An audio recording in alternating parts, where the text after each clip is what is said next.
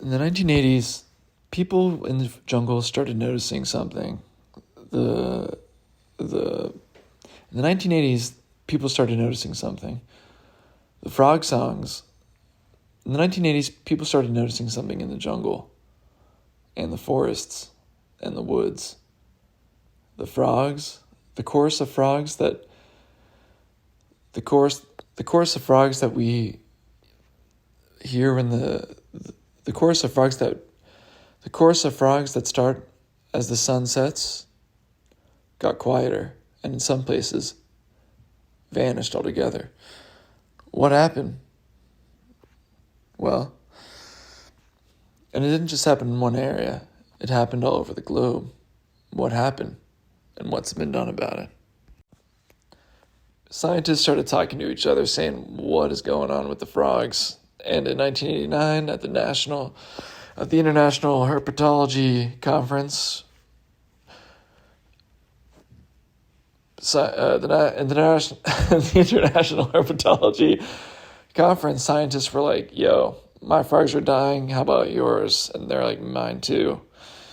And so in the 90s, they got serious about it. And through a ton of global coordination, did a bunch of research. And well, they found a culprit, a disease called chytrid, called chytrid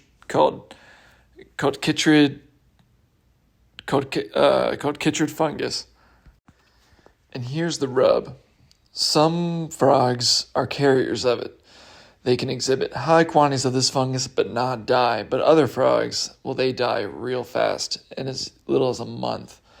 And different species have completely become wiped out. And in fact, scientists have pretty much unanimously agreed that chytrid fungus is the single threat to biodiversity because of any vertebrates, frogs, amphibians, and which frogs make up like 90 or so percent of amphibians. So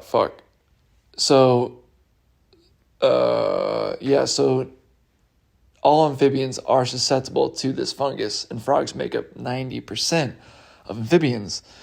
And of frogs, tons of species have already died, and many are at risk.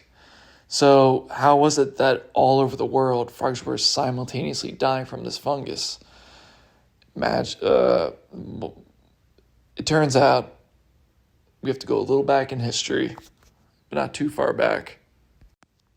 The fungus has been around for millions of years, and it's kind of uncertain where it originated, but throughout the 20th century, the trade of frogs became really prevalent, all over the globe, whether it be through pets, for food, for pest control. Frogs have spread all over. Take the American bullfrog. That's more from the East Coast, but that thing has been thrown all over the place. And, let's say you release one of those things into the wild. Well, that's a good example of one that is a carrier of chytrid but doesn't die from it. So, but local populations that are affected by it are highly susceptible to chytrid. Suddenly have this contaminated bullfrog, and boom, they touch that thing, then they're spreading chytrid. And once chytrid is in a local waterway, it's impossible to remove because it can also exist without frogs. It can exist without frogs too. So how does chytrid work? Well, basically, it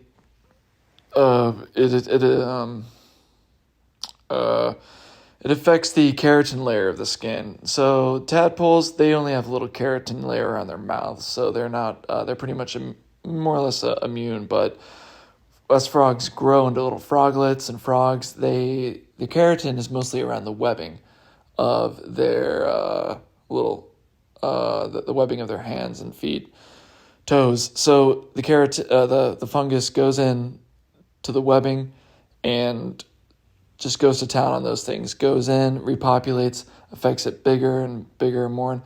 So what happens is the fungus ends up permeating these frogs, going through their skin and really overtaking their skin layer big time and suffocates the frogs because the frogs breathe through their skin, so they can no longer receive enough oxygen. They can't exchange water as well.